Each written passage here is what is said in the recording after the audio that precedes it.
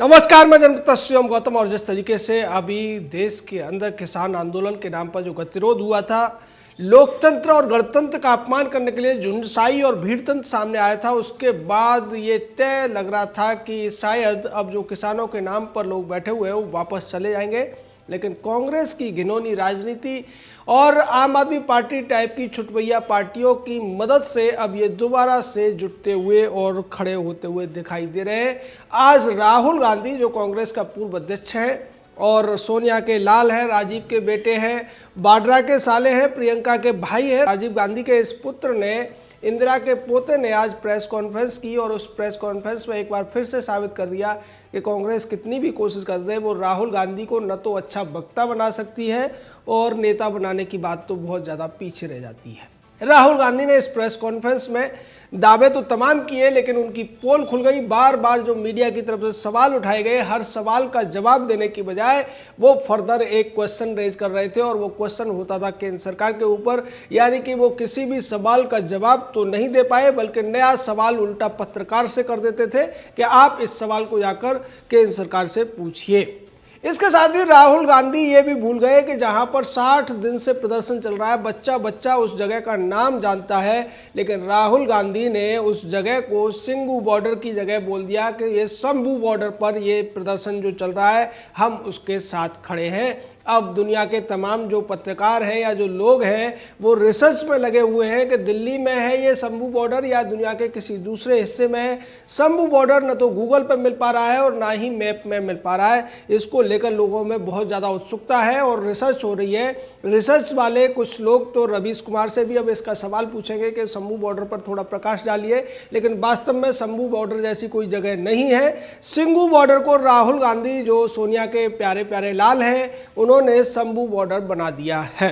राहुल गांधी ने आज बड़े गुस्से में कहा कि मैं केंद्र सरकार से सलाह दे रहा हूं, मेरा 15 साल का अनुभव है। अब लोग इस पर भी हंसने लगे कि ये अनुभव किस बात का है, ये अनुभव पप्पू बनने का है या देश को गुमराह करने का या खुद को ज़्यादा होशियार बनाने का अनुभव है। उन्होंने कहा कि 15 साल का मेरा पॉलिटिकल अनुभव है और मैं सलाह दे रहा हूँ, मेरी सलाह सरकार को मान लेनी चाहिए। तीनों कृषि कानून वापस ले लेने चाहिए और किसान इस देश का अन्नदाता है, वो शांतिपूर्वक प्रदर्शन करता है, वो सत्याग्रह कर रहा है और आप उसको बदनाम कर रहे हैं। ये बात राहुल गांधी ने आज कही है। यानी कि जिन लोगों ने देश के गणतंत्र को अपमानित किया, लाल किले की प्राचीर पर जाकर खालिस्तान का झंडा फहराया, राहुल गांधी और पूरी कांग्रेस उनको सत्याग्रही मान रही है। ये बात आज राहुल ने स्पष्ट कर दी है। हालांकि जो कुछ हुआ है उसको लेकर जो तमाम जानकारियां सामने आ रही हैं वो सीधे तौर पर कांग्रेस को कटघरे में खड़ा करती हैं, क्योंकि अब इस पूरे आंदोलन की फंडिंग को लेकर खालिस्तान समर्थक गुटों के जो नेता हैं उन्होंने इटली से भी पैसे भेजे। यानी कि राहुल की ननिहाल से, उसी ननिहाल से जहां राहुल गांधी अभी पिछले दिनों छुट्टियां मनाने के लिए गए थे नए साल पर, किसानों से ये कह के कि मैं तुम्हारे साथ खड़ा हूं, चुपके से नानी के पास भाग गए थे। उसी ननिहाल से फंडिंग हुई है इस पूरे के पूरे उपद्रव की, इस पूरी भीड़ तंत्र और झुंडशाही की। ये कनेक्शन राहुल गांधी को थोड़ा सा शायद या तो याद नहीं था या फिर वो भूल गए थे। निश्चित तौर पर राहुल गांधी ने यह भी कहा कि देश के प्रधानमंत्री सिर्फ और सिर्फ चोरी कराना जानते हैं और देश के 5-6 बड़े उद्योगपतियों को चोरी करा के वो देश के किसानों की पैसा दे देना चाहते हैं, उनकी ज़मीन दे देना चाहते हैं और मैं इसका विरोध करता हूं। मैं चाहता हूं कि किसानों का हित हो और किसानों के साथ साथ उन्होंने कहा कि इस देश के बेरोजगारों को भी समझ जाना चाहिए, मजदूरों को भी समझ जाना चाहिए, क्योंकि प्रधानमंत्री नरेंद्र मोदी 3 उद्योगपतियों को उनके रोजगार छीन कर दे देंगे और बाकी जो दूसरे लोग हैं उनकी भी जिंदगी को वो खतरे में डाल देंगे।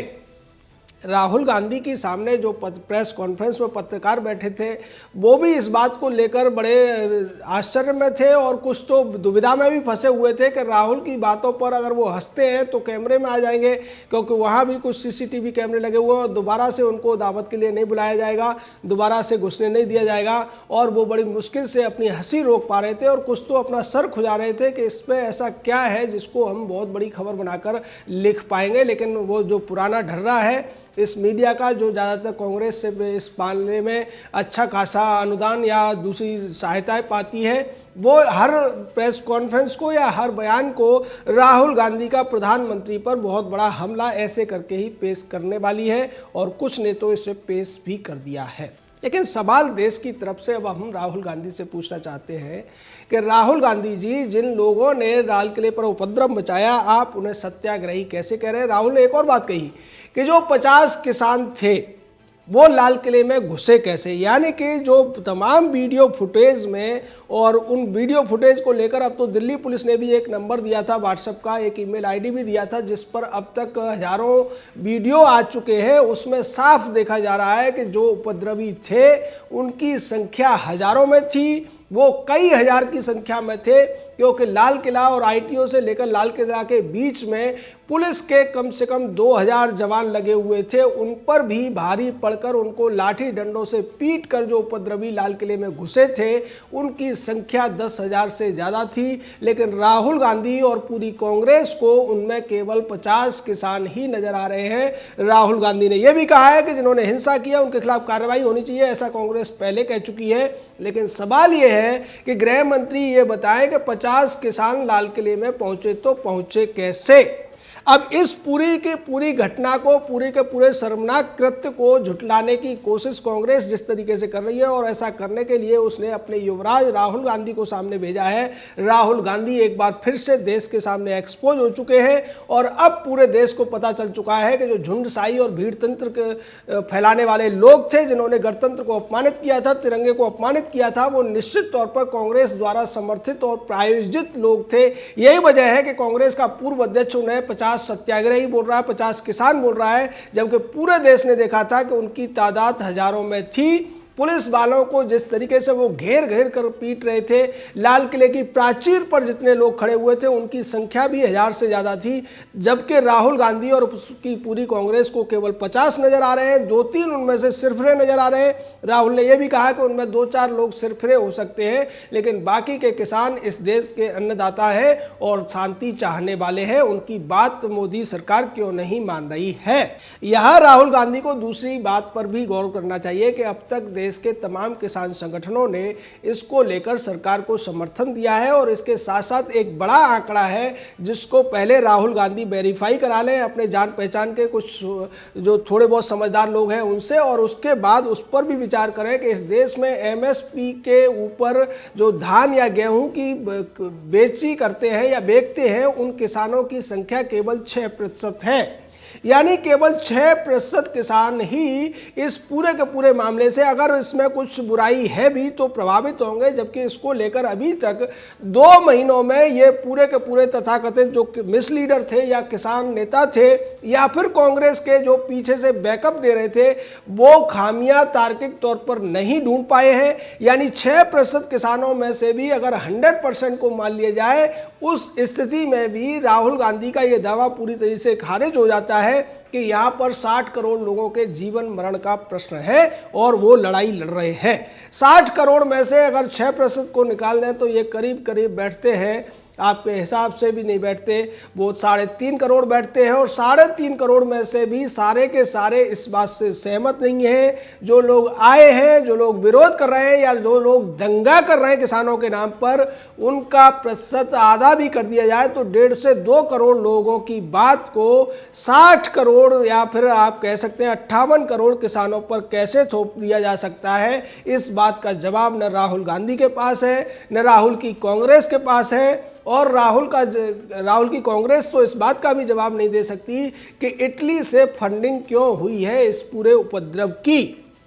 राहुल को ये लगता है कि अगर वो किसानों के हित में बात करेंगे, किसान उनके कहने से बॉर्डर्स पर रुके रहेंगे, दिल्ली वालों को परेशान करते रहेंगे और वो अंदर संसद में जाकर सरकार को परेशान करते रहेंगे। राहुल गांधी ने, कांग्रेस ने स्पष्ट कर दिया है कि किसान जिस तरीके से अपना विरोध प्रदर्शन कर रहे हैं उसी तरीके से करते रहें। कांग्रेस पूरी तरीके से उनके साथ है, उन्हें जो भी मदद चाहिएगी कांग्रेस देने को तैयार है। हर प्रकार की मदद कांग्रेस उनको देगी। अब इस मदद का क्या मतलब है आप समझ सकते हैं।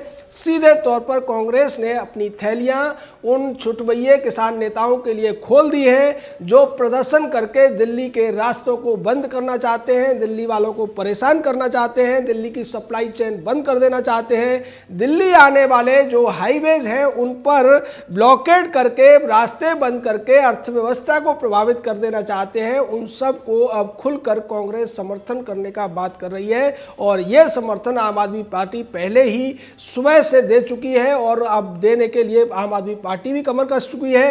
ये दोनों वो पार्टियां हैं जिनके पास पैसे की कोई कमी नहीं है और यही वजह है कि जब लाल किले के ऊपर भीड़ तंत्र के झंडाबरदार देश के खिलाफ साजिश रचने वाले वो तथाकथित युवा भ्रमित किसान जो वास्तव में हैवान थे, वो अपना चेहरा भी नहीं ढक रहे थे।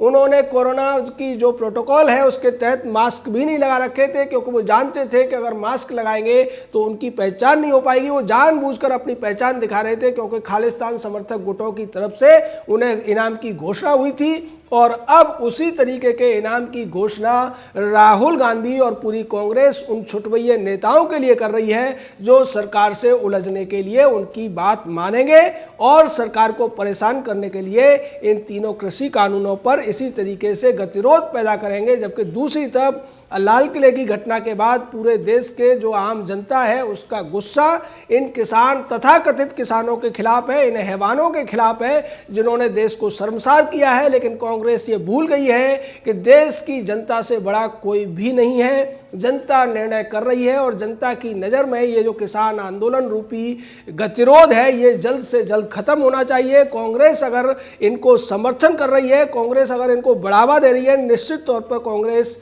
अपनी कब्र खुद खोदती हुई नजर आ रही है। कांग्रेस का अंत वैसे तो बहुत निकट आ चुका है लेकिन ऐसा लगता है राहुल गांधी की इन हरकतों से ये और ज़्यादा तेजी से पास आ जाएगा। जय हिंद, जय भारत।